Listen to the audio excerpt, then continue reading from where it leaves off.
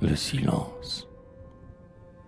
Depuis l'été que se brisa sur elle le dernier coup d'éclair et de tonnerre, le silence n'est point sorti de la bruyère. Autour de lui, là-bas, les clochers droits secouent leurs cloches entre leurs doigts. Autour de lui rôdent les attelages avec leurs charges à triple étage. Autour de lui, aux lisières des sapinières, grince la roue en son ornière. Mais aucun bruit n'est assez fort pour déchirer l'espace intensément.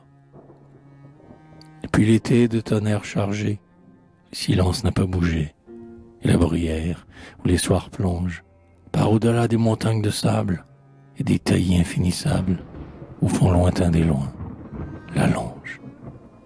Les vents même ne remuent point les branches des vieux malaises qui se penchent là-bas ou se mirent en des marais, obstinément, ses yeux abstraits.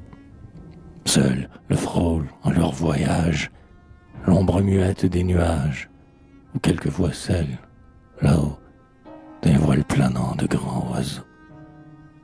Et puis le dernier coup d'éclair rayant la terre, rien n'a mordu sur le silence autoritaire. Ceux qui traversèrent sa vastitude, qu'il fasse aurore ou crépuscule, ont subi tous l'inquiétude de l'inconnu qui l'inocule. Comme une force ample et suprême, il reste, indice continuellement le même. Des murs obscurs de sapins noirs barrent la vue au loin vers des sentiers d'espoir. De grands genévriers songeurs effraient les pas des voyageurs.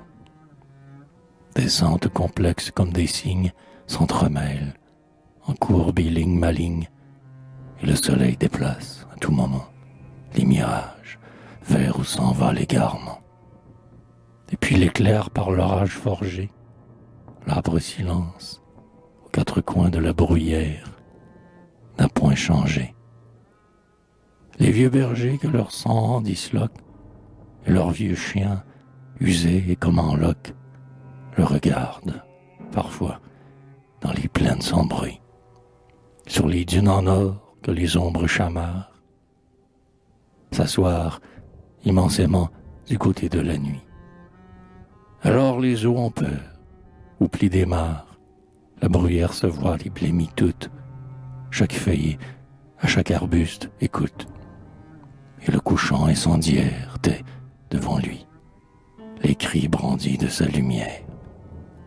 Et les hameaux qui l'avoisinent, sous les chaumes de leurs cassines, ont la terreur de le sentir, là-bas, dominateur, quoique ne bougeant pas.